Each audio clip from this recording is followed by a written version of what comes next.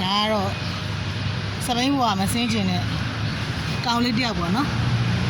အမဖြစ်တဲ့လူကဒီနေ့တမနက်လုံးတနားရီတောင်မှကြော်မှထင်တယ်တနားရီတောင်မှကြော်မှထင်တာပဲစပိန်ကြီးတွေတာအဲ့ဒါကိုစပိန်ဘွားမစင်းဘူးခုဆိုရင်တော့စပိန်ကိုပဲချစ်တယ်စပိန်ကိုပဲမျက်နှိုးတယ်စပိန်ပေါ်မှာပဲအိမ်ပဲဖြစ်သွားပါပြီအမေသားကိုခေါ်လိုက်တော့လေလာတော့လေလာစင်းတော့ထားလိုက်ရတယ်တိုင်းကဲခုဆိုရင်တော့စပိန်ပေါ်ဆင်းပါမယ်စပိန်ပေါ်ဆင်းပါမယ်ထားတော့ထားမောင်ရတန်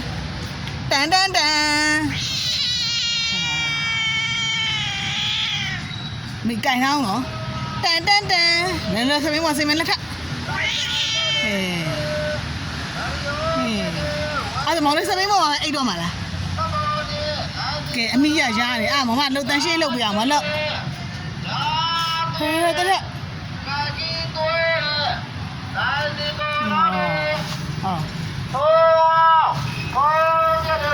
အဲ့ဈေးသိန်းနဲ့လိုက်သွားပါလားအဲ့ဈေးသိန်းနဲ့လိုက်သွားတနေ့ကုန်စီးလို့ရတယ်ဟမ်အဲ့ဈေးသိန်းနဲ့လိုက်သွားပါလားလို့အဲ့ဈေးသိန်းနဲ့လိုက်သွားမောင်လေးတနေ့ကုန်စီးလို့ရတယ်လိုက်သွားပါလားဟမ်ဘာလို့ရမှာတော့မောင်လေးရှေ့ကနေပြီးတော့မောင်လေးအောက်ထုတ်ကလေးနဲ့ဘာပြောတယ်လဲ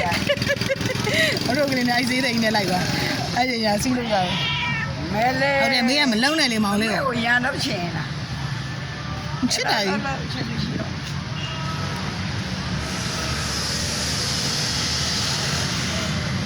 ချစ်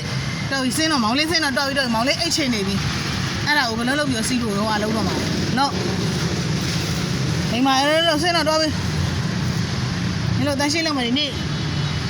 မောင်လေးတန်းရှင်းမလုပ်ပြရသေးပြင်တန်းရှင်းလုပ်မယ်နော်ဟုတ်ကဲ့ခုဆိုရင်တော့စပိန်ကချင်းတော့အပြည့်ပါပဲဒါကိုစပိန်ဘွားမစင်းချင်ဘူးပေါ့နော်ကောင်းလေးတွေကကဲခုဆိုရင်တော့စပိန်ဘွားဆင်းပါမယ်သူကသူစင်းနေစီမစင်းချင်နေစင်းခိုင်းမှာတော့မယ်